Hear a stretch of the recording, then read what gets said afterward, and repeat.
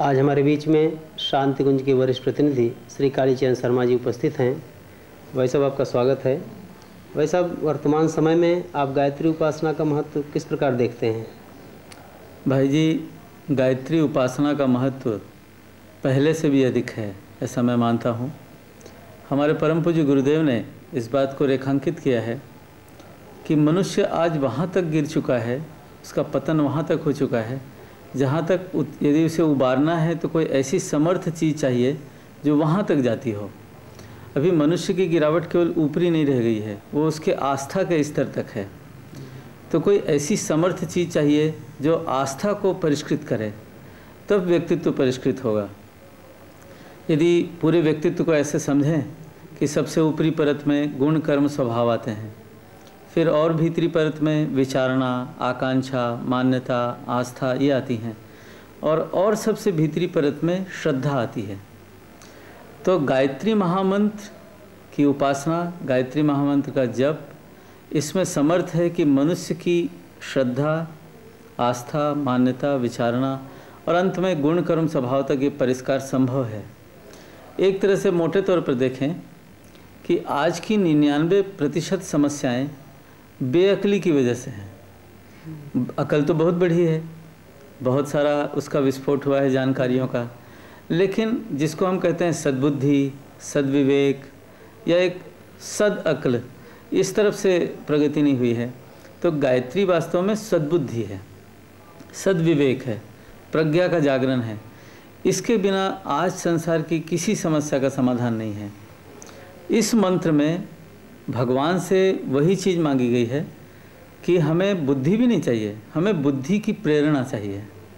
हम भगवान से और कोई छोटी मोटी चीज़ नहीं मांगते।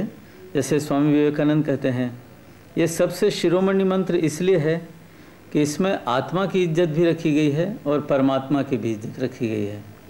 हमारे पूज्य गुरुदेव कहते थे कि भगवान ने मनुष्य को इतना बड़ा सिर और 6 फीट लंबे हाथ दिए हैं, तो फिर इसे और कुछ मांगने की ज़रूरत नहीं है।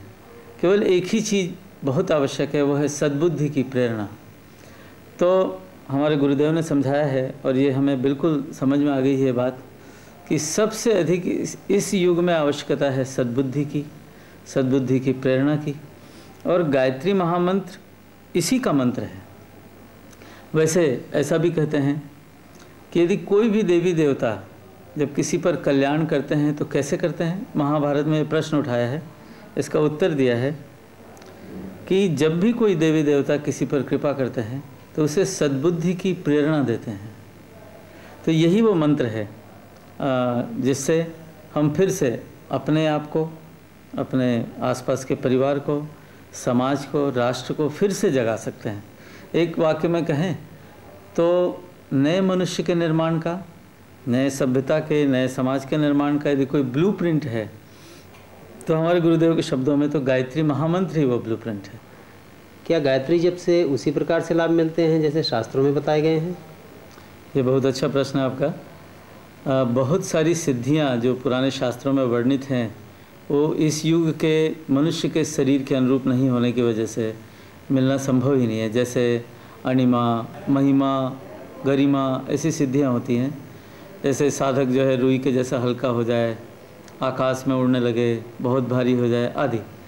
पर परम पूज्य गुरुदेव ने इस बात को विशेष रूप से अपने पुस्तकों में, अपने प्रवचनों में बताया है कि कुछ वरदान अभी भी उसी तरह प्राप्त हैं जैसे सतयुग में हुआ करते थे।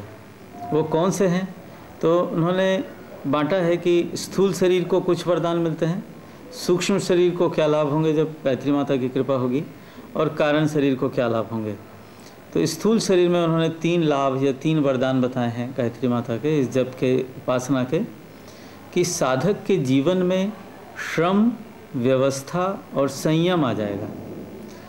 वो श्रम के प्रति आदर का भाव रखने लगेगा, श्रमशील हो जाएगा, श्रम करने वालों का सम्मान करेगा, श्रम के प्रति गौरव का भान उसके जीवन में होगा।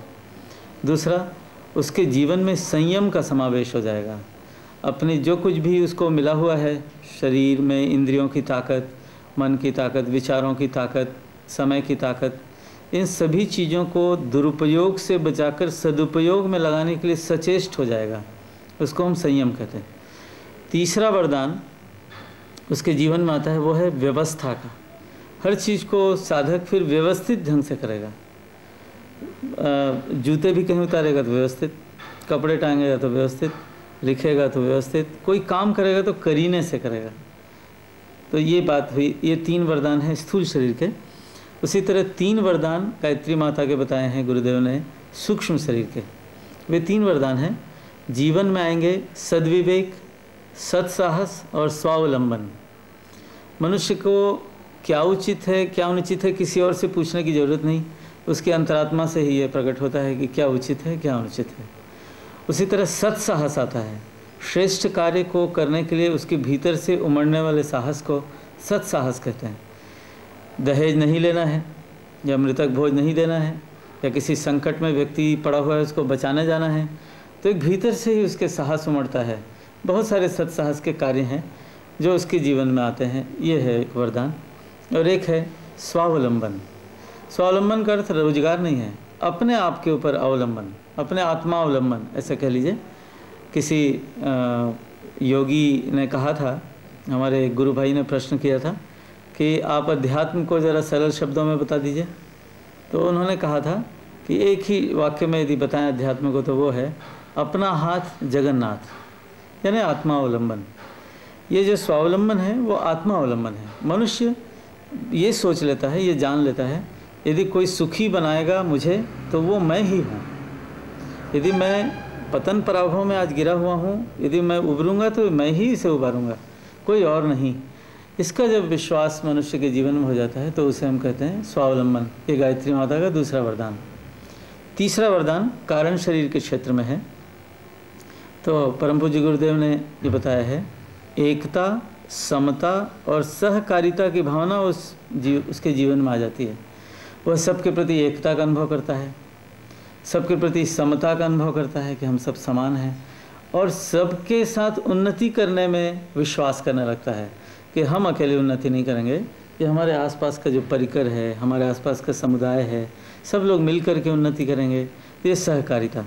तो इसी तरह ये सभी वरदान अभी भी उसी तरह से संभव है जैसे सतयुग के किसी साधक को मिलते थे, उसी तरह आज भी मिलते हैं। उसी तरह से गायत्री उपासना आज भी लाभदायी है। क्या नवरात्रि साधना में गायत्री मंत्र का जब कुछ अलग तरह से करना होता है? जी, ऐसा माना जाता है कि 2 संधि काल होते हैं वर्ष के, एक शारदीय नवरात्रि और एक चैत्र वाली नवरात्रि। तो इन दोनों नवरात्रियों को में साधना करने का विशेष एक अवसर है और लाभदायी अवसर है। तो उसका उपयोग करने के लिए, चूँकि ये शक्ति संचय का पर्व कहलाता है नवरात्रि, तो इसमें 9 दिनों में गायत्री महामंत्र के 24,000 मंत्रों का जप, जिसको हम लघु अनुष्ठान कहते हैं, उसके साथ भूमि शयन, ब्रह्मचर्य का व्रत, उपवास का कोई सरल या कठिन तरीका, उसके साथ रोज़ जप की मात्रा निश्चित, आरती, ध्यान, क्षमा प्रार्थना आदि आदि उसके साथ बातें हैं। तो इन 24,000 मंत्रों को 9 दिन में जपना होता है, नवरात्रि के 9 दिनों में। तो यही एक बात है कि जप की संख्या, उसके साथ पवित्र आचरण, उसके अंत में यज्ञ में पूर्णाहुति, फिर छोटी छोटी कुंवारी कन्याओं को माता का रूप मान करके उनको कन्या भोज या ब्रह्म भोज, जिसमें हम ज्ञान बांटने का कोई उद्यम करते हैं, ज्ञान को लोगों तक बांटने का कोई काम करते हैं। तो इस समय इस जप को थोड़ा सा विशेष प्रयोजन के लिए, शक्ति संचय के लिए जब हम करते हैं तो उसी को अनुष्ठान कहते हैं। ऐसी भी परिभाषा है इसकी कि जब कोई साधक ठान लेता है मन में और ऐसी आकुल व्याकुल प्रार्थना करता है कि माता का सिंहासन हिल जाए, यानी इष्ट के लिए हम पूरी भावना के साथ जब प्रार्थना करते हैं तो उसे हम अनुष्ठान कहते हैं। तो गायत्री का जप वैसे तो व्यक्ति दैनिक रूप से रोज़मर्रा करता रहता है,